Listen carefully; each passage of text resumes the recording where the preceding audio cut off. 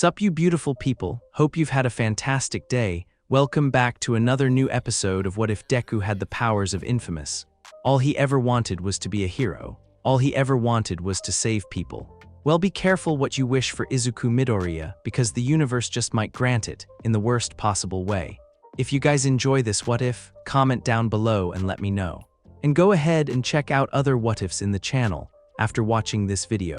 Don't forget to shower some appreciation onto the incredible author responsible for this fanfiction. The link is conveniently waiting for you in the description box down below. Before we get into it though, don't forget to subscribe and leave a like and also share this video with your friends. So let's start this video. Location: Takoba Beach Park. Izuku breathed in the early morning air, far cleaner now than it had been in a long time, as the last traces of the festering dump that had once infested Takoba was being hauled away, and in its place was nothing but nice, soft sand.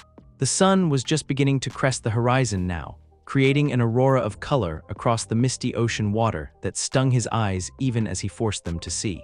And just as it heralded the beginning of a new day, so too did it herald their entrance exam. Tsuyu and Mineta were with him, each to either side, and each having a similar expression of satisfied accomplishment. After their fight with the Reapers, the encounter had shown them the cold truth of the kind of villains they could end up one day facing. And that lesson had pushed them even harder and farther than they ever thought they could. Each one acting as the other's voice of encouragement, and together they had improved upon their quirks by leaps and bounds. Thankfully, though they'd had no situations to truly use them. It seemed that the Reapers had decided to leave this part of town alone after the scuffle, leaving the people safe in them without any distractions. Izuku gave a contented sigh as he stared into the crystal blue water, the rhythmic lapping of its waves no longer accented by the rustle of plastic bags and the clattering of glass bottles. Not bad, Izuku sighed as the trio admired their handiwork. Good job cleaning out the water, Tsu, he complimented as she nodded her head, just as engrossed in the sight as he was. Alright, that's enough staring, let's get going, Mineta said, being the first to break from the sight.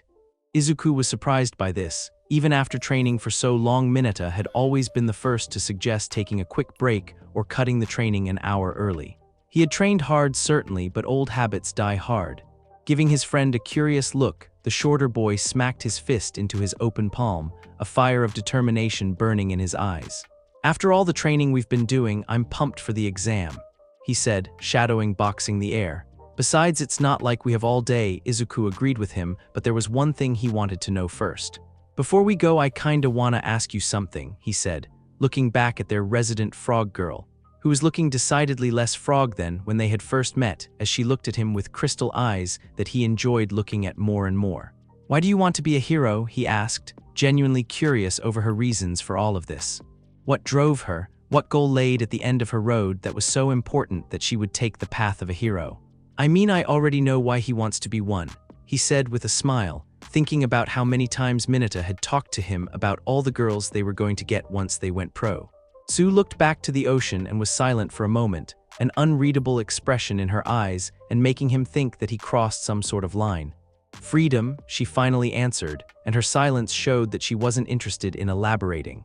That answer surprised Izuku. He had never pictured her to a free and wild kind of person. Though again, he wondered whose freedom she was talking about and what they would be free from. But as the questions formed in his throat, he kept himself silent. It was not his place to ask for details, and he knew well about keeping some things private. To freedom then, he said encouragingly as he lifted his fist into the air. To girls, Mineta cheered, raising his own fist, and though it took a second, Tsuyu also lifted her fist into the air too, a small smile on her face. And to making it all worth it, he finished, and with one final glace back to the ocean, they left Takoba and marched to their destinies. Location: UA. Whoa, it was the first word that sprung into his mind, but it did not even come close to doing it justice as Izuku stared at the large gold-plated letters of UA Academy. All around them they could see and hear the crowd of kids like them, either hero hopefuls preparing for the exam or those that already wore the uniform watching as the newbies poured in with knowing looks of glee and pity for what they were in for. It's bigger than I thought it would be, Mineta gasped, as the two boys stood side by side as their eyes desperately tried to take in everything that there was. What did you expect? It's the most prestigious school in the country. All might endeavor, best genius, they've all come from here, Tsuyu admonished, looking out at the school, her eyes growing hard with focus as she looked over the academy. Tsuyu was right. It was the most prestigious, and that also meant it was the most competitive, that fact weighing heavily on his shoulders. Even with all their training, there had to be hundreds of people here, to be able to beat them all. "Out of my way, Deku, you too shorty," a voice growled as the trio turned around to see the familiar dusty blonde hair of Katsuki Bakugo, hunched over and sneering at the two of them like a junkyard dog as he stalked closer. "If you get in my way, I'll kill you both," he threatened, lips tightened into a sneer as he walked by, keeping his eyes straight and not even bothering to look at them. Izuku, who not long ago would have flinched at the threat, maybe even stutter out an apology and retreat back into his shell. But after everything he had been through, the blast, the Reapers, his argument with his mother, and the knowledge of his own temporary death, he didn't. He just watched him go, without saying a word. "So that's your bully?" Tsuyu asked Izuku, pointing an accusatory finger at Katsuki's back, her brow furrowing as she stared at it. "Yeah," he sighed, memories of the past resurfacing. If he managed to get in, he had no doubt Kachan would as well. He might have been an overaggressive asshole, but he was anything but incompetent. "I didn't think he'd be so in your face about it," she said, eyes growing narrow as memories of her own entered her mind. "He's never been one for subtlety," he admitted, exhaling through his nose and shaking his head in resigned acceptance as a subversive thought entered his mind. "You guys go on ahead, I'll catch up," he breathed, looking up at the letters of the school. Both Tsuyu and Mineta looked at him with surprise but didn't really see a reason to question it, so they left Midoriya alone with his thoughts. And in that solitude did the thought speak and give voice to his hesitation. "I could leave right now," the niggling little voice in his head said, so full of fear, fear of failure, fear of all of this being for nothing, fear of his own motives of even being here. "No, I can't," he answered back, pushing the thought back. "Not after everything I've been through, not after all of the training, and not after what Moya had told me about the Ray Sphere and the First Sons. I will win, I will become a pro-hero, avenge their deaths and make those bastards pay," he ordered, to that pathetic voice of opposition, mentally strangling it and hoping it would be silenced forever. Eventually the thoughts did leave like darkness dispersed by fire, but it was still there just beyond the fire's light, leaving him alone for now with only his goal. He was here and he was going to succeed. And as he took his first steps to do just that, he tripped on his own feet, the ground rising to meet him as only one thought passed through his mind. For fuck's sake, but just as his face was about to kiss the dirt, he was overcome by strange feeling of weightlessness that made his mind swim. Surprised by the sudden change in momentum, Izuku flailed around slightly as he tried to right himself. "Sorry," he heard a voice say as he felt a pair of hands grab him and place him feet first back on the ground. Turning, he saw a young girl around his age with short brown hair and hazel eyes. "I know we're not supposed to use our quirks yet, but it seemed like it would be bad luck to trip on your first day," she said with a wide smile that slowly became one of surprise as she kept looking at him. "Wait, you're him, the guy from the video," she gasped, eyes going wide with excitement as several others heard her and turned their heads. "Oh my god, he is," he heard another voice say as more eyes fell on him. "I heard he's Miss Charge's son," another said as Izuku groaned internally at the mention of that video. While it did eventually get taken down, due in no small part to the fact what he had done was blatant vigilantism, but that didn't happen until it had racked up several million more views. And nothing on the internet is ever truly gone, as by the time it was taken down it had already been shared on multiple sites, ensuring it was never going away. "Yep, that's me," he smiled anxiously, face red with embarrassment as one or two people began snapping pictures of him. I'm sorry, but I got to get going," he stammered out as he quickly walked away, not wanting to get mobbed and needing to focus on the task at hand, leaving the crowd and the girl who saved him behind. He didn't even get her name. It didn't take long to regroup with Mineta and Tsu and Trio, made their way to the orientation room, sitting all together as Izuku could notice eyes on him before the lights dimmed, and the room was rocked by an ear-splitting voice. "How's everybody doing?" he yelled, pumping his fist into the air like a DJ at a concert, to which the room responded with dead silence, all except Izuku himself. "Oh my god, it's Present Mike," he said in a whispered squeal of fanboying delight. He listened to his radio shows almost every day, and he didn't think he'd ever get to see him. Present Mike then went on to explain the practical part of the exam, which would involve a 10-minute practice battle against robots ranging from 1 to 3 points.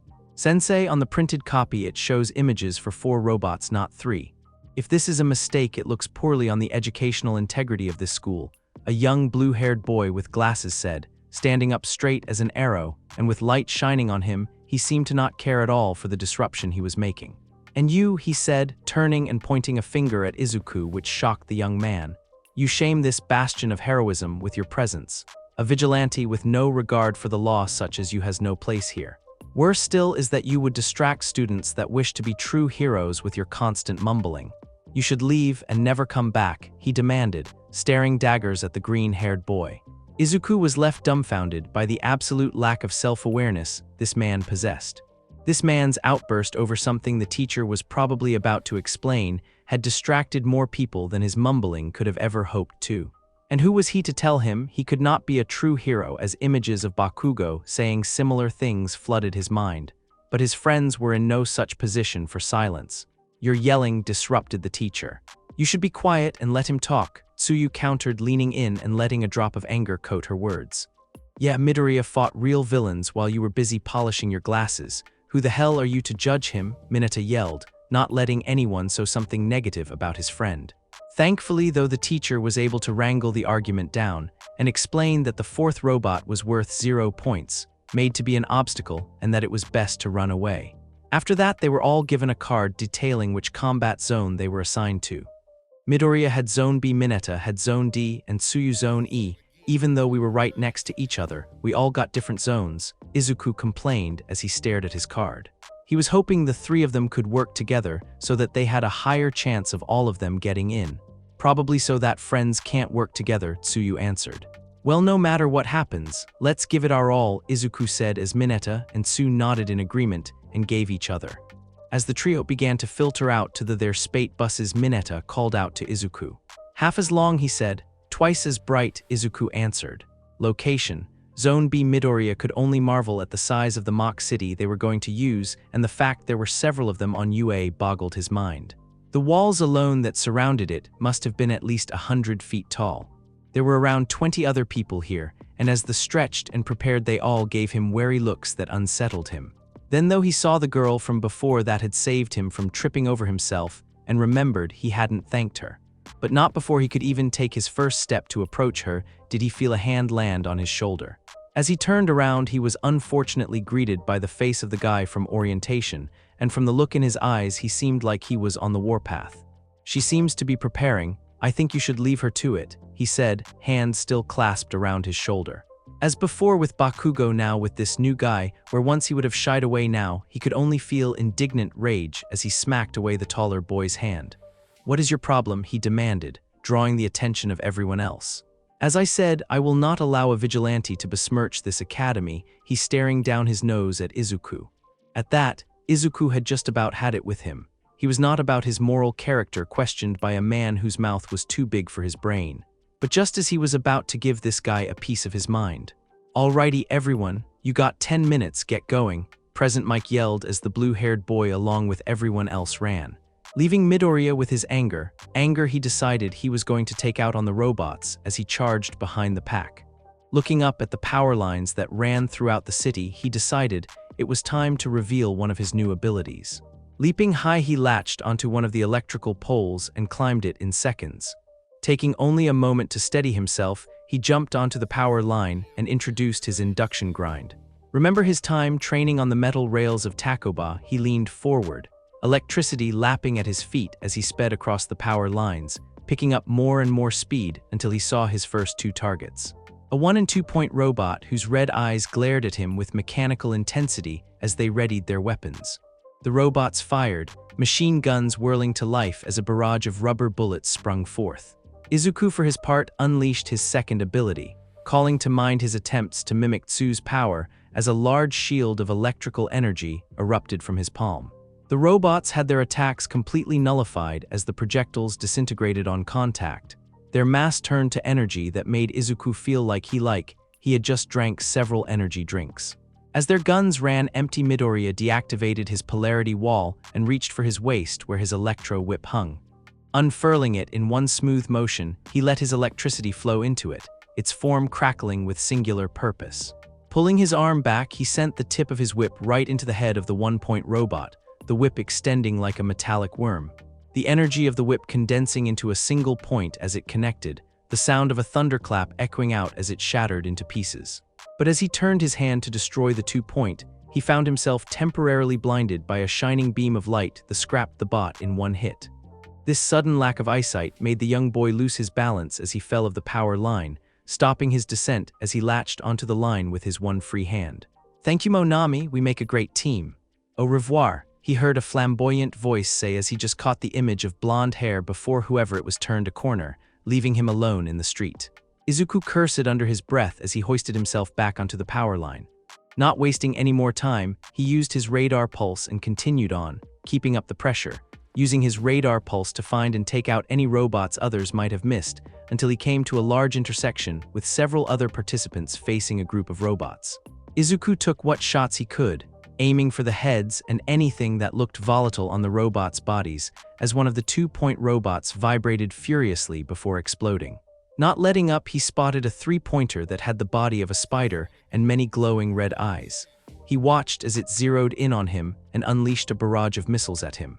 Bringing his hands together, he reeled them back, feeling the energy grow in his palms as he pushed his hands forward and unleashed a shockwave of energy, the rush of electrokinetic energy redirecting the missiles back at the unprepared bot. The missiles smashed into its form, gouging into its metal skin as the machine sputtered and sparked, and as Izuku finally got close enough, he jumped, covering himself in electricity and unleashing a thunder drop on top of it, crashing into its armored frame and plowing straight through it. That makes 32 his breathed, trying to take in air as he ran out of the smoldering wreck of the machine. Looking down at his shoes, he felt a wave of relief as he saw no sign of melting. After using those powers, though, he was feeling drained, and as he was about to absorb some energy from a nearby electrical source, the ground began to shake with buildings crashing down. Plumes of smoke began to fill the street as the massive 0-point robot peered over the buildings, and people began to scream and run. But Izuku stood there, eyes going wide and frantic, as memories of the blast washed into him. The heat, the scream, and the smoke, he was so caught up in the memories, he almost didn't hear the pained scream of a girl. Though frightened, he saw her, the girl from before that had helped him. Her legs were trapped underneath a piece of debris, and the treads of the massive bot were rolling closer by the second. His fear fought with his instincts in that moment, telling him to run away, that there's no way the school would let a person die. But as he saw the fear in her eyes, the pain in her grimace as the white of the concrete bared down on her, he made up his mind and swallowed his fear. Izuku felt all the electrical energy coursing through the bot, but he knew he couldn't absorb it all in time to stop it from crushing her, which left him with only one option as clouds began to form in the once blue sky. He had only ever used it once before, and that time it left him completely drained, but he couldn't see any other way. As more frightened people rushed by him, he raised his hands up and gathered all the electrical energy in his body. And as he did, he felt all the electricity around him, in the robot, in the people, in the air, and in the sky as the lights of the false city flickered and flared, and the surge of power that was about to be unleashed. He felt his energy connect with it, add to it and direct it, and like pulling open the flood gates, the clouds roared with thunder and opened like the mouth of a dragon in a downpour of rapid and continuous blue lightning strikes, as he brought his hands down like a hammer, bathing the newly darkened streets with their light. The lighting speared right into the top of the robot's head as it sputtered and sparked, arcs of electricity slithering across its body as explosions rocked its insides, the molten lance piecing it from top to bottom before erupting in a massive explosion that rocked the buildings. Its metallic skin glowing at the seams before it was blasted apart, but Izuku couldn't relish in his success. He couldn't even turn to see if the girl was okay. All he could do was fall. Location: Zone D. Earlier, Mineta was sitting forward, fingers interlocked as he stared off into space, his body lightly rocking as the bus drove them to their exam area. He wouldn't admit it, but he was nervous without Midoriya there to watch his back. They had always been together since they were kids, brothers in all but blood, and his absence was getting to him. Stealing his nerves, he remembered why he was doing this, as he imagined all the girls they were going to get once they went pro.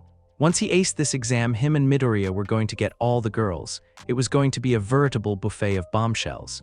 He could see it even now in his mind's eye, beautiful, bountiful, and bouncy as far as the eye could see. Or at least that was what he told himself, as the events of the last few weeks left the grape-haired boy with a lot to think about. He'd had an idea in his head about how being a hero was supposed to be. Go in, beat up the bad guys, and get the girls. But that blast had shown him just how bad a villain can be, and though he never said it, he too had second thoughts about being a hero after his interview with the police. The thought of going up against a villain capable of such destruction sent fear straight into his heart. And when the Reapers had shot Midoriya, watching his best friend fall back on the pavement nailed it home for him.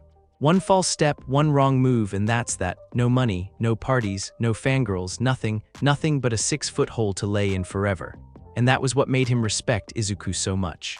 Always thinking of others before himself, no matter how much danger he put himself in. And that was why he ultimately decided to keep trying to become a hero. Izuku was more of a hero than he could ever be. But he would try, and hopefully, he could become the hero Midoriya thought he could be.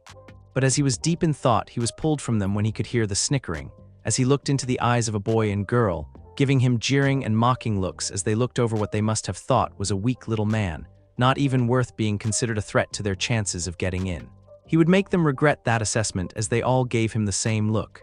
"Hey, you're that vigilante's sidekick, aren't you?" came the voice of the tall, muscular boy with hair that reminded him of a bullet. Not even a good sidekick, it seems. "Couldn't even stop your buddy from getting blasted," he mocked as Mineta balled his fist, giving the smug prick a glare which only seemed to egg him on. "Not like what he did was all that impressive. Nothing I couldn't have done." With this, he bragged as he hoisted a massive rifle in his hands. One lock of hair, and those villains would have been done for, he grinned as his self-satisfying rant was cut off. "Pride is a sin, you do well to rid yourself of it," a calm voice said, interrupting the man as they both looked to see a young girl with vine-like hair. Her posture was straight, eyes closed and hands together in prayer. "What did you say?" he asked incredulously as the girl finally opened her eyes to reveal twin pools of jade, as she looked up at the man without a hint of anger or annoyance. "When pride comes, then comes disgrace, but with humility comes wisdom. And I believe it would be wise to sit down," she said calmly, leaving the man to glare at the woman in impotence before huffing off back to his seat. Mineta was left stunned as he looked back at the girl. He had never been defended by a girl before, and definitely one that was as much of a looker as she was, with clear, flawless skin and eyes you could get lost in. Mineta could only mouth the words, "Thank you," as the vine-haired girl nodded her head with a small smile and closed her eyes once more.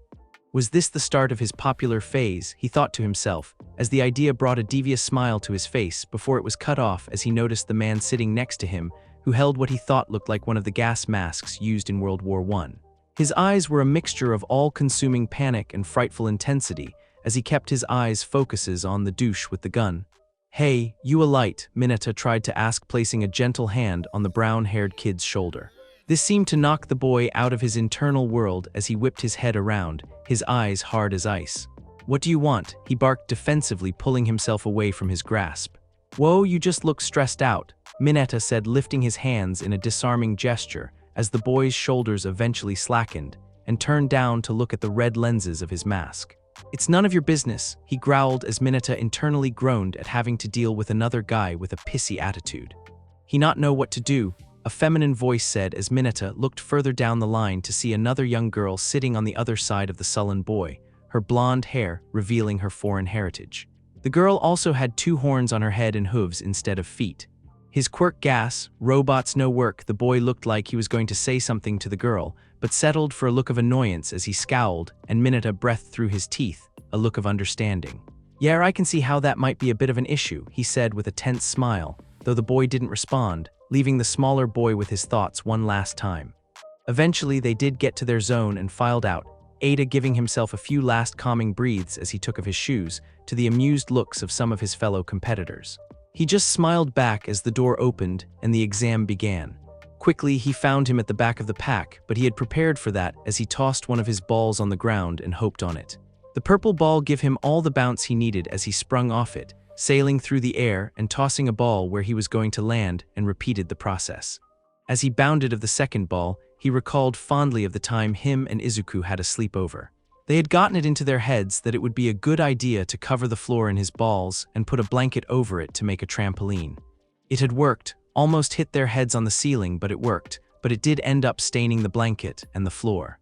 That memory had been the driving motivator for him learning how to do this, as he knew that he would have to overcome the physical disadvantages of his body. And he had eaten enough sand in his attempts to learn this that he was not about to fail now. Not long after he found his first bot, acting quickly, he tossed a ball in the path of its wheel, stopping it instantly with the sudden change in speed and making it fall forward and smash its head on the concrete.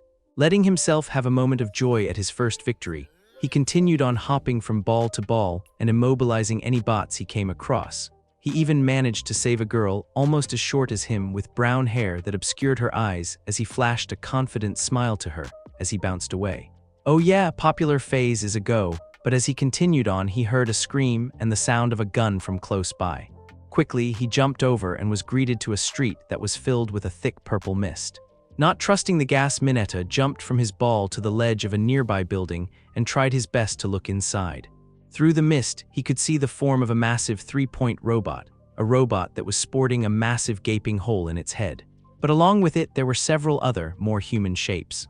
What had happened? Had that robot done this, or was this someone's quirk? These thoughts puzzled him as he heard two familiar voices, though they were familiar for two entirely different reasons. One was the pro-hero Midnight, whose voice he could easily recognize from all her interviews, while the other was the much more recent voice of the gas-masked kid from the bus. From here he could tell they were having some sort of argument that lasted for a few seconds more before the young boy took off running, and as he jumped out of the cloud of mist, he saw him carrying the rifle of the dude from before. Midnight didn't seem to take off after him, so he figured that whatever happened, it wasn't too big a deal. Though as he looked closer, he could see the shape of the vine-shaped hair, lying motionless amongst the smoke. He didn't need to see if the girl was okay. He still had time to go find more bots, and he was sure that the teachers wouldn't let someone get seriously hurt. But what would Izuku do, he thought, and he already knew the answer as he took in a deep breath and launched himself into the purple mist. Had it been any other time, he might have ogled and drooled over Midnight's flirtatious outfit that hugged her sensuous curves and left little to the imagination. But instead, he only paid it a passing glance as he hoisted the unconscious girl over his shoulder and bounced back out onto the roof of another building. Placing her down lightly, he looked to see if there was anything obviously wrong with her, but he couldn't see if anything was happening inside. Placing his ear close to her mouth, he breathed a relieved sigh as he heard her breathing. That relief was short-lived as the girl gasped and knocked her face into his as she coughed out the gas. The two each rubbed the spot their faces connected as the two looked at each other. Mineta pulled between the pain and the sheer glee that had unintentionally gotten his first kiss. Sure, it was technically on the ear, but he was not about to complain. Hi again, he said, cheeks now a deep red as he tried to explain what had happened to her. I'm going to try and grab the others still in the mist, so he tried to say before the girl brought his hands together once again, confusing the boy before he watched her hair lengthen and become a rolling wave of vines that began to flow over the roof's edge. Not even a few seconds later, he saw the forms half a dozen other people being hoisted out of the mist, their bodies wrapped up in the vines. And among them was the familiar horse-like legs of the horned girl, wearing the gas boy's mask. Whoa, Mineta whispered when the once blue sky began to be filled with dark clouds and the sound of thunder. Both students from their position on the building could hear the thunder getting louder before the sky split open and one word escaped Mineta's lips. Izuku location, Zone E earlier. Tsuyu sat silently in the bus. Her mind had been laser-focused on the task at hand. Any worries she might have had been left at the gates. She had far too much writing on this to be bogged down in them. But it seemed the universe wouldn't let her have a few minutes of quiet as the harsh steps of a certain sand-blonde boy walked up to her, his eyes a tempest of rage. Hey Kermit, the blonde boy growled, his knuckles white from how hard he was squeezing them. What the fuck were all of you talking about? Tsuyu looked up at the man, her placid facing growing a hint of annoyance at hearing his voice again. She knew what he was talking about, and she had put two and two together on why this prick had been bullying Izuku for so long. The idea that a weak and quirkless Izuku could be a vigilante probably felt like acid to his ego. And better still, he didn't know the how. He hadn't learned that his former victim had gained a quirk, and that prompted her to do something she did not do often. Smile, I don't know what you're talking about, she lied, letting the petulant douche seethe as trails of smoke began to leak between his fingers. You know exactly what the fuck I'm talking about. That bullshit about that Deku being a vigilante, he roared, nostrils flaring like a bull's as he leaned in closer in an attempt to intimidate her. Oh yes, that she gasped, feigning sudden recollection. Haven't checked the internet lately, have you? She said, her smile turning into a full Cheshire grin. He looked like he was about to lose it, his fuse on its last few strands before both heard the sound of something sliding and a girl with pink skin and whiteless eyes appeared beside Tsu waving a phone in her hand. I thought I recognized you. You're the girl from the video, the girl said, her bubbly voice filled with an enthusiasm that either didn't know or care about the conflict she had stepped into. Bakugo barely had time to yell at the interruption before his words ground to a halt as the impromptu trio watched the video play. The three of them getting a nice replay of everything that had happened, but Tsu's attention wasn't on the video. She had seen it enough times to have it burned into her memory. No, she watched Bakugo, whose face had turned from rage to utter disbelief. "Remember the blast? The one that granted people quirks," she said to the blonde as a look of horrific realization spread itself across his face, the left side of his face twitching ever so slightly. "He's got a quirk now, and he's going to be a better hero than you could ever hope to be," she stated with as much venom as she could pump into those words, which seemed to make him enter an almost cold rage as she began to see the heat radiate around him as he slowly walked back to his seat. Watching him leave, Tsu turned to the new girl on front of her. "Who are you?" she asked as the girl gave her a sly smile and offered her hand. "I'm Mina Rashido, nice to meet ya," she said as Tsu looked at the hand for a moment before shaking it. "Tsuyu Asui, and thank you," she said as Mina relaxed, giving an exaggerated stretch as she slouched into the seat.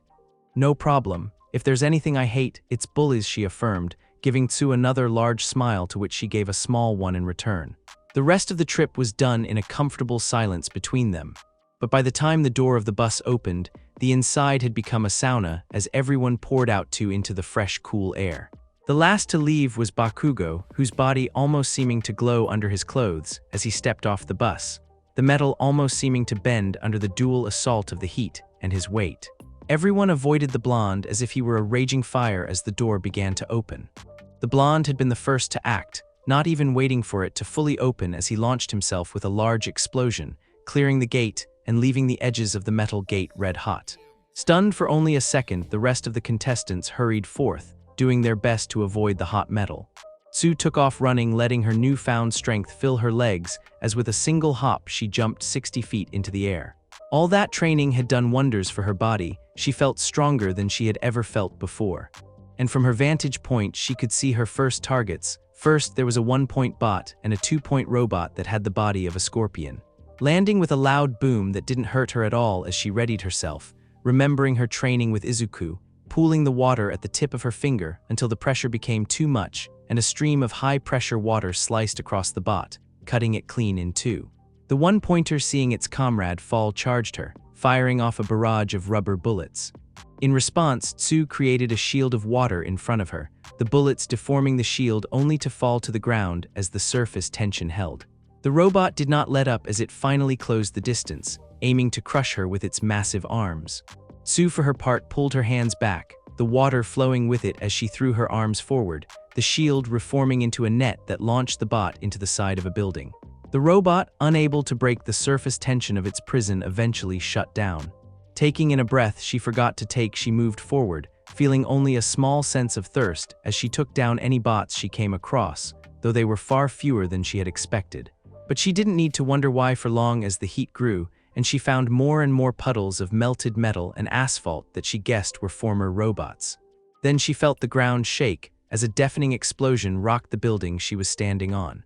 The explosion was close, and while a part of her didn't want to get involved, Bakugo didn't seem to be the kind of guy to care about collateral damage. With another large hop, she was blasted by a fresh wave of hot air that made it hard to breathe. As she landed, she could see it. All across the street were pools of former robots as some of her fellow contestants struggled through the heat, some faring better than others, spending more time fighting the heat than fighting what few robots were left. And at the head of this was the walking heatwave Bakugo. A look of pure fury ripped across his face as he blasted another bot, the white metal sloughing off like melted ice cream. Where before he simply looked like he was glowing, now he most certainly was, as his skin burned bright like metal in a forge. This was bad. Bakugo was not going to stop, and some of these people might get seriously injured. She had to do something. That was when she was again greeted by the voice from before, though now her bubbliness had been severely reduced. "Looks like Blondie's about to blow," she said, nonchalantly sitting on the balcony and seemingly handling the heat far better than everyone else. "We need to get everyone out of here," Tsuyu said, scanning the street for anything that could help. "And how's your plan for doing that?" she questioned, leaning in. Just as Mina asked the question, she spotted it, a fire hydrant. She didn't know how lifelike these cities were, but she had seen real lights in the building, And if the school had enough money to spend on electricity for these mock cities, hopefully that would extend to working water. "You see that fire hydrant over there?" she asked as Mina nodded her head. "I need you to gather everyone up in the center of the street. Once you do, I'm going to open it," she explained. "You think a little water is gonna stop him?" she questioned, pointing a finger at the lunatic as he destroyed another robot with a feral roar. "We don't have time, just trust me," she pleaded as the clock was ticking down. "A light? All right, I'ma get to it," she said, throwing herself backwards over the railing and shocking Tsuyu for a moment before the sound of sizzling filled her ears as the girl covered her hands in acid and thrust them into the side of the building, slowing her descent. She watched as Mina slid from place to place like a figure skater, grabbing a person after the next and getting them all together. It wouldn't take long now, and with a deep breath Tsu shot across the street and right next to the hydrant. With one swift kick, she smashed the hydrant clean off with a loud clang, letting loose a geyser of water that was already turning to steam. The ground shook once more as a zero-point robot showed itself, peering over the buildings around them. Throwing her hand into the raging torrent, she commanded it to obey her as the chaotic rush became one fluid stream. Hopping on, she rode the wave to the growing pile of people and used the water to grab them, catching their bodies in the wave as she sped off. Mina was with her once more, the surface tension never faltering and allowing the girl to coast on the wave with the others as she gave her a congratulatory thumbs up. Tsuyu returned it, then looked up as she saw the sky had begun to darken and the sound of thunder filled the air. Izuku, she thought, but before she could think of anything else, a flash of light, brighter than anything she had ever seen, erupted behind her, making the street look for a moment like the inside of a light bulb. She turned her head around and her voice caught in her throat as she watched the head of the zero-point robot fall. The upper half of its body reduced to slag as the head splashed and sank into the molten lake that had been its legs. "Holy shit!" Location: exam observation room. Amazement buzzed in the room as the teachers watched as not one but two zero-pointers were completely destroyed. All Might, the symbol of peace, stood in his striped yellow and black suit as the teachers talked amongst themselves. All Might couldn't help but feel a sense of pride and admiration as he watched Izuku Midoriya. The boy had gone through things no child should ever have to go through. But to see him here after everything, and to see him doing so well and save that girl, made the huge smile all the wider. Though one seemed far less enthused as the pale and skinny form of Shota Aizawa, whose long scarf hid everything below his yes, which stared hard at twin screens showing each of the boys. "Something troubling you," the large muscles man said. "He shouldn't have been allowed to attempt the exam," the man said, pointing at the green-haired boy behind his greasy hair. "What do you mean you saw what that kid could do?" his loud-mouthed friend present Mike said, looking at him like he had lost his mind. "You've seen the video," the tired man answered back. "We have all seen the video, Aizawa, but we must take it all into perspective. After the blast, some heroes either retired or started avoiding certain areas," came the posh voice of Principal Nezu. "It was only a matter of time before people started taking their security into their own hands. Besides, as far as I know, he was never charged and was let off with a warning," Present Mike pointed out. On the surface, Aizawa would agree with Nezu. The weeks after the blast having been a nightmare, with hundreds of small-time gangs making power moves all across Japan, using the chaos as cover and making nighttime heroes like himself work twice as hard. But he still could not accept it. While what the boy had done might not have been wrong morally, it had still been illegal. "What will we say our school stands for if we allow a known vigilante in?" he argued. "Our school will stand for the reasons it has always stood for, the same reason we are still running this school and training children to one day become heroes after the most deadly terrorist attack in Japanese history. Hope. This school is a beacon of heroism. While its doors remain open, the public has hope that things will get better, and with the rise of more villains in the wake of that atrocity, we are going to need people like him," the principal said. His rousing speech he received nods of approval from his fellow faculty members. Aizawa narrowed his eyes as again he could see no obvious objection he could make without sounding unreasonable. He was right, the people needed hope, and even now there had been a noticeable drop in applicants for the hero course this year, to such a degree that there were serious talks about combining the two first-year classes. They were in no position to be picky. "Seems like you're outnumbered, Shota," Present Mike playfully jeered. "And what about him?" Aizawa said, pointing at Explosive Blonde. "He pretty much disabled everyone in his group." "Should we just forget it happened because he's powerful?" he said, wondering what the mouse would say to that. "Ah yes, him," the mouse said, clearing his throat. I believe given the circumstances that anyone incapacitated by another's quirk regardless of which zone they were in should be allowed to retake the exam if they are physically able to do so, he explained, hoping that making it more all-encompassing would allow for an easier acceptance. And as you said, what the young man did was unacceptable, so we shall deduct a fitting amount for every person he disabled. He finished, as the teachers nodded their heads in agreement of the reasonable idea. Fitting amount, Aizawa thought to himself. Reasonable and non-committal, the perfect way to pretend you're taking others into account while still being allowed to do whatever you want. It was so good that Aizawa almost didn't notice the nervous twitch of the mouse's eye. Almost. Location. Zone B. It had only lasted a few seconds, but where the wide street had once been deafeningly loud with the sound of thunder, lighting, and the screams of people running away in fear from the massive robot, was now quiet with only the faint murmurings of the young hero hopefuls and the echoes of thunder rumbling high above them. A thick smell of ozone had blanketed the street, piercing their noses with its coppery scent as everyone stared in shock at the remains of the 0-point robot. Its head was competently gone, and what remained of its upper body could be best described as a metal flower whose petals stretched out in all directions and glowed red like a rose. And beneath the defeated colossus was the green-haired boy who stood still as a statue. "Holy shit," one boy gasped.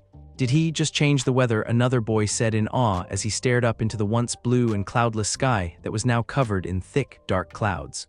"Just how powerful is that guy?" a girl questioned to herself as the voice of Present Mike sounded over the silent city, telling everyone that their time was up as the young boy's body finally fell. But just before he could hit the ground, he was once again caught in the familiar arms of the brown-haired girl, grabbing him tight by his shirt, a small zap of static electricity discharging on contact.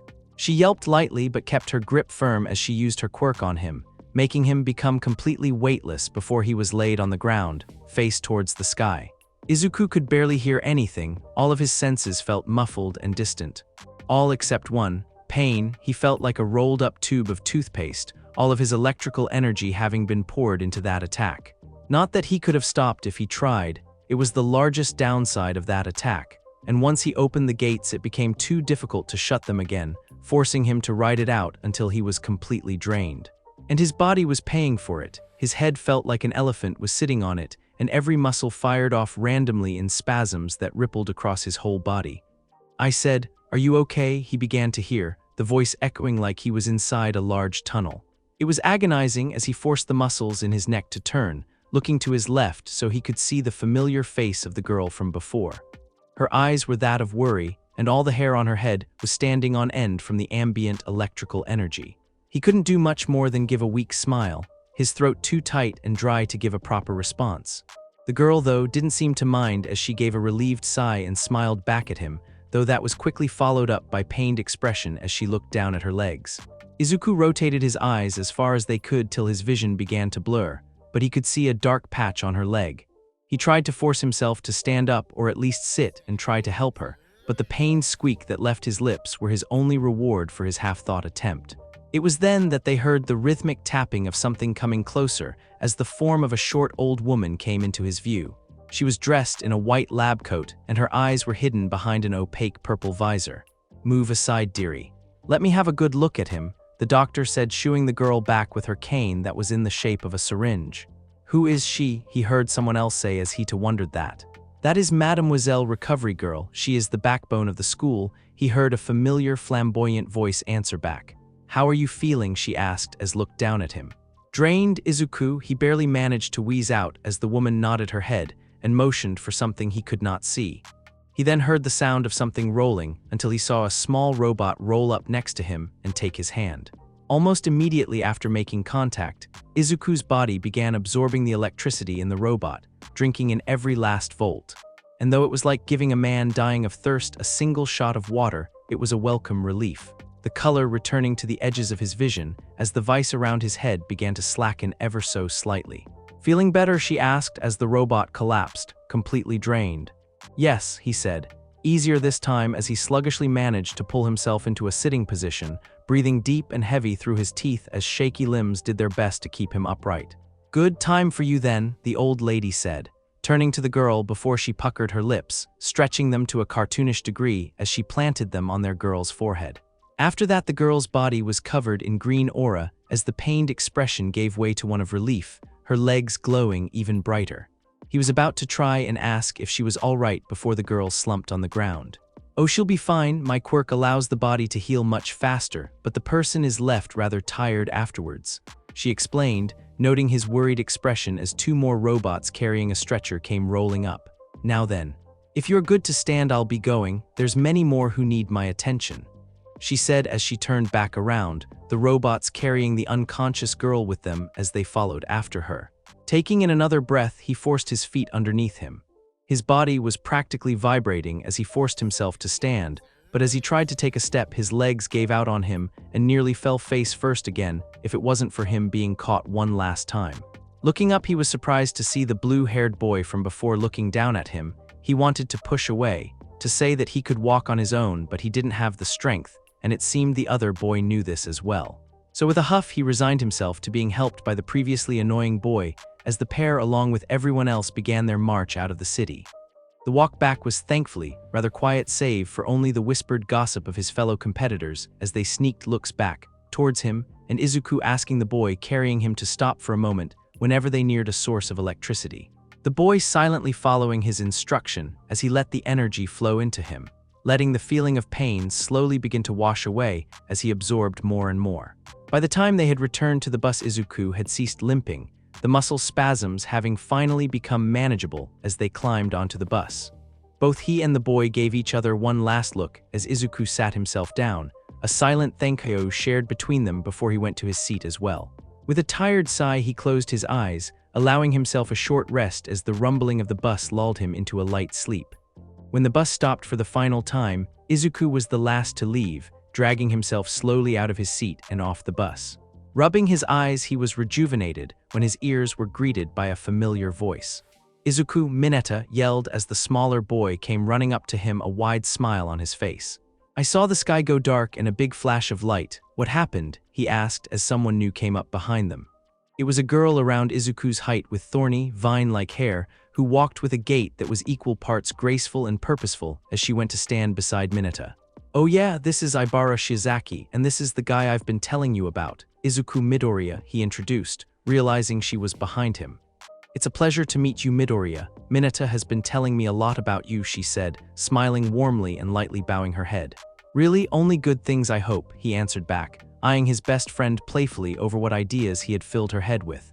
He said, "And Lord forgive me that you were the coolest motherfucker you'll ever meet," she said with an abashed expression as she did the sign of the cross and began muttering a short prayer.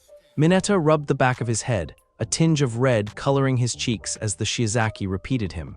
Izuku chuckled at that, needing that moment of humor, and was happy that it was his friend that gave it to him. "So tell me, what happened?" Mineta said again, directing the conversation back to the original question.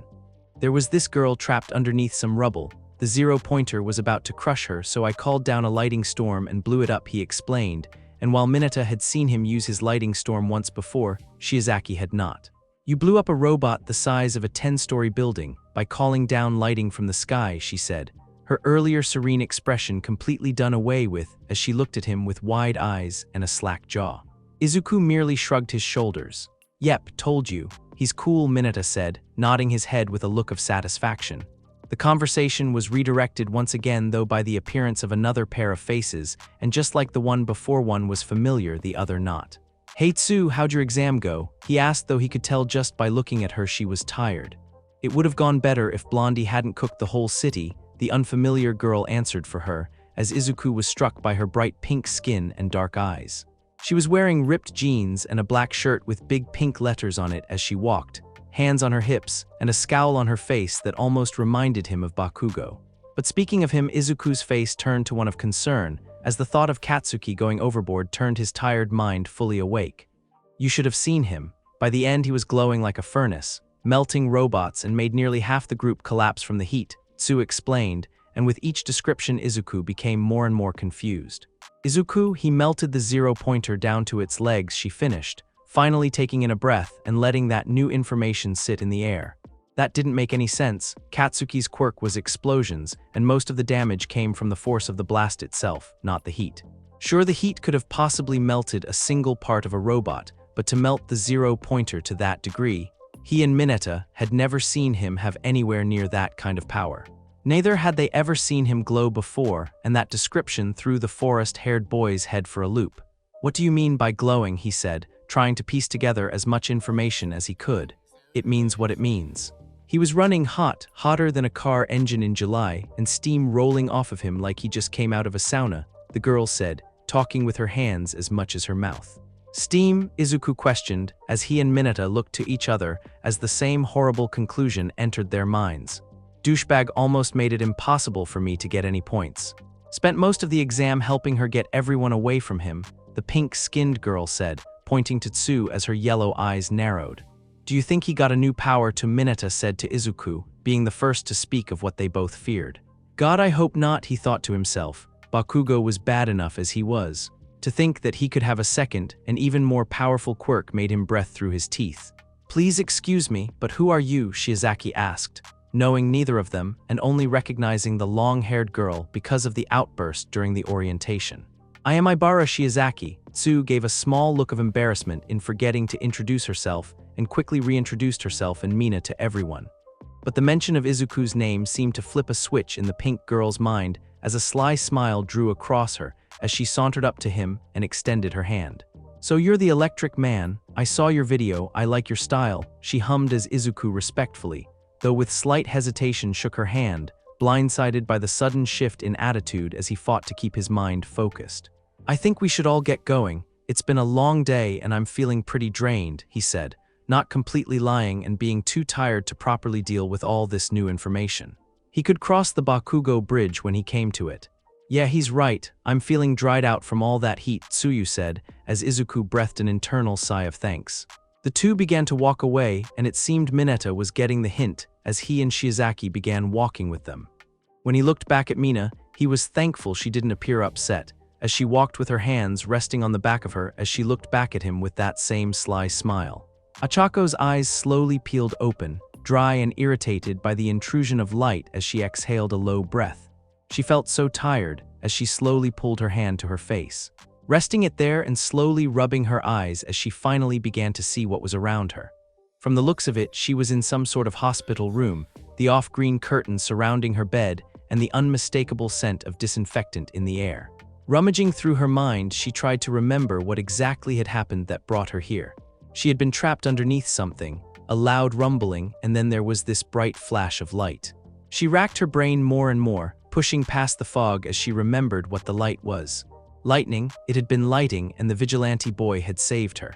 She wondered what the look on her face was when he called down that stream of lightning. She remembered catching him from falling for the second time, and him giving her that small smile even when he was in so much pain, and wondered if she would ever see him again.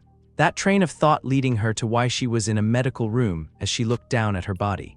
Lifting up the blanket slightly, she could see she was still in her regular clothes, and the pain from before was gone. Tentatively and expecting the pain to resurface, she slowly shifted her legs, and while tiring it was not painful. That nurse's quirk really did do wonders, even if the memory of her wrinkled lips on her forehead made her shiver. Before she could think further on her situation, the sudden sound of a door opening pulled her back. Silencing herself, her ears focused on the distinct sound of clacking heels against the tiled floor. She watched the shadow of a woman with long hair pass over her curtain and moved to what she could only think was another bed to her left. That thought was proven correct as the sound of shifting cloth and a relieved sigh filled the room. "Well, I'm glad to see you're still in one piece," the woman said, her voice haughty and exaggerated. The joke, if it was one, fell flat as whoever she was speaking to was taking their time to answer before the voice of a boy filled the silence. "Why are you here?" the boy asked, a barb of anger peppering the apparent surprise of his voice. "Because you got injured, and I wanted to make sure you were okay," she answered back as if it was more than obvious. "You did rather well in your practical exam in spite of what you did." There was another pause then before he answered, his voice shaky. "Yet here I sit, after getting knocked out by my own damn quirk," he hissed, sounding like he was fighting back tears as the clack of heels came closer and the screech of a chair being moved. Achako felt a pang of sympathy for the boy. She thought she had rather well in the exam even if she ended up like this. To feel as though you failed at something so important must have been soul-crushing as she felt the pain in his voice. And it was only now she became painfully aware that she had unintentionally become an eavesdropper in a rather private conversation. Like a deer who felt the eyes of a predator on her, she did her best to stay quiet, holding her breath and not moving a single muscle. "I'm sorry, Hibiki, these tests just aren't made for people with quirks like ours," she whispered as the sound of the boy fighting against himself to keep the sadness at bay. "Please don't pity me, Miss Midnight, it only makes it worse," he finally said, and once again silence filled the room. The person was the hero Midnight, the reveal leaving Ochako stunned as she wondered what had happened between them that would prompt this. "Is the pony girl okay?" he asked, Ochako confused by the sudden change in topic. The woman gave a light chuckle at the question. "She's okay," she answered. "Good," the boy whispered, faint and distant as the sound of shifting and the sound of bare feet on tile.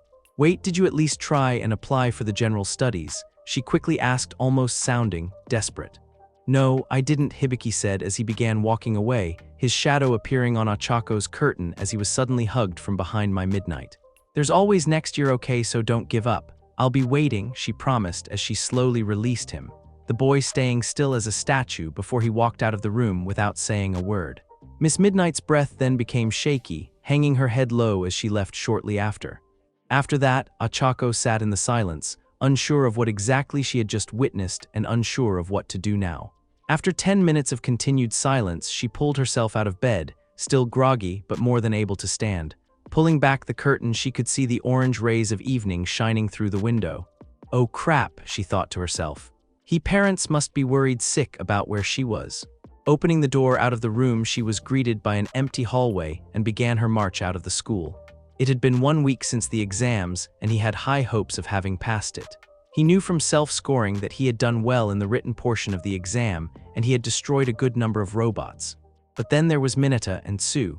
From what they had told him, Mineta had managed to immobilize his bots, though he had spent the last few minutes helping Shiozaki with those that had been taken out by a gas quirk. He didn't know the specifics, but he wondered what had possessed that person to think that was a good idea. Tsuyu, meanwhile, was the most worrisome.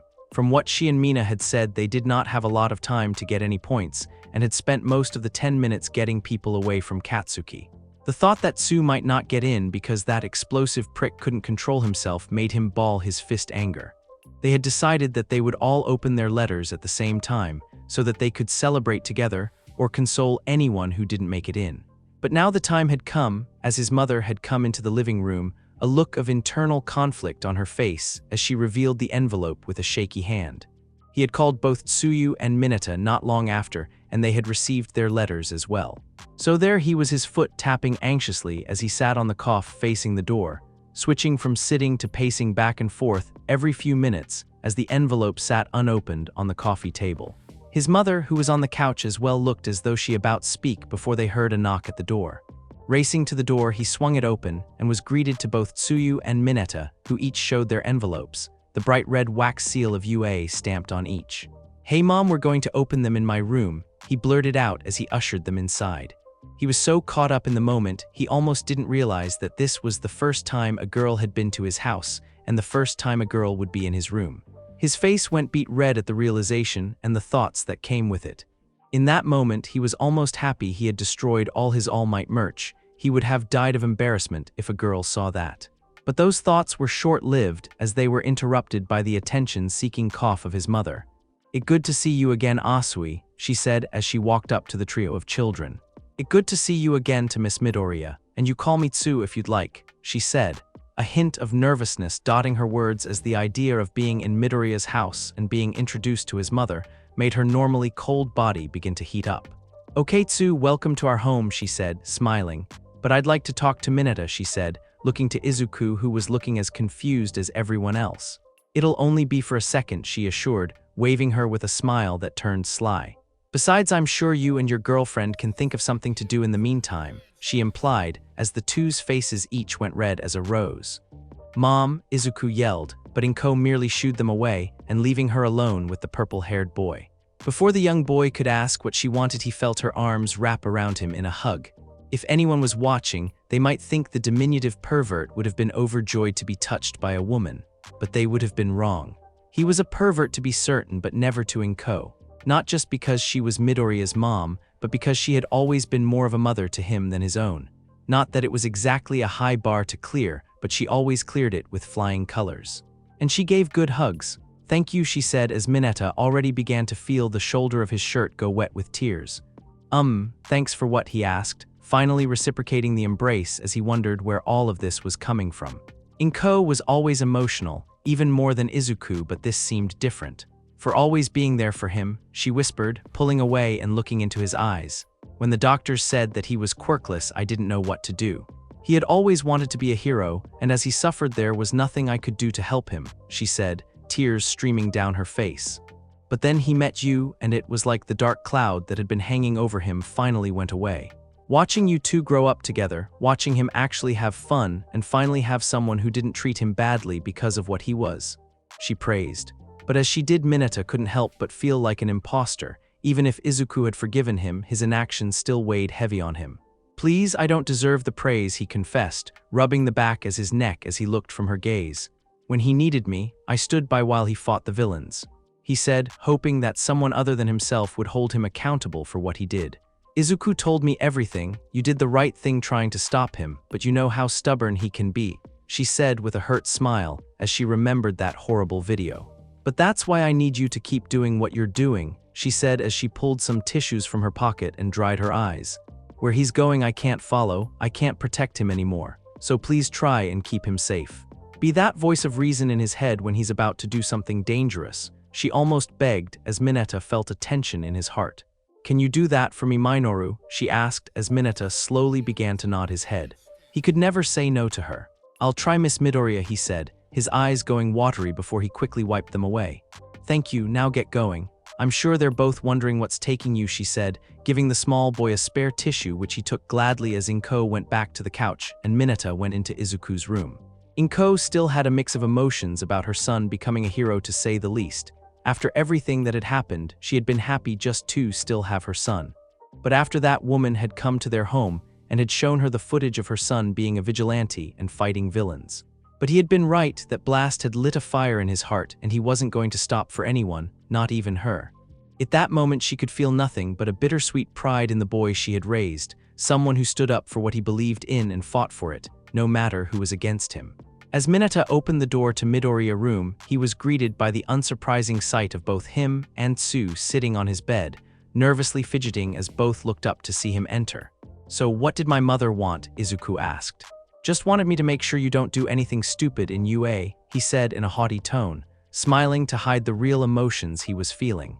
Izuku rolled his eyes as they both got up, the bed springs creaking with their movement. All standing together in a rough circle, they each showed their letter as an unspoken question rang out.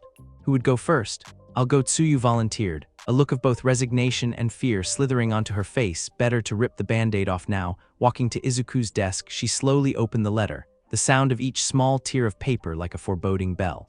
As she was about to pull whatever it was out, she felt a hand on her shoulder and turned to see Izuku giving her a small, reassuring smile, gripping her shoulder to show that he was there for her. Giving a small nod in turn, she reached inside and was surprised to see a small black disc the size of a hockey puck. They didn't have much time to think about what it was supposed to be before it projected the image of All Might. "I am here as a projection," came the baritone voice of the symbol of peace, wearing striped yellow suit as he smiled at them. Everyone was shocked by the sudden appearance. They had no idea why All Might would be connected to entrance exam. "Now Miss Asui, for your written exam you scored near perfect. Congratulations," he announced. But before the trio could begin celebrating, there was still the practical exam. "But you only scored 12 points in the practical, which means you didn't pass." Everyone in the room felt as though they had thrown into an icy river as All Might broke the news, Tsuyu hanging her head lower and lower by the second. "Tsuyu-ai," Izuku tried to comfort before he was cut off by All Might. "Is what I would say if that was all there is," came a thunderous laugh as he smiled brightly, the camera shifting to show a recording of her and Mina pulling everyone else in their group away from Bakugo. The exam was not only graded by villain points, for how can a hero course turn those who save others even when you thought you would gain nothing from it? He continued as the video switched to a panel of judges, each holding a numbered paddle. "Rescue points," he bellowed, as the number 60 revealed itself on the scoreboard. The hearts of everyone were soaring now, waiting only for those magic words that would send them straight into the stars as All Might offered his hand.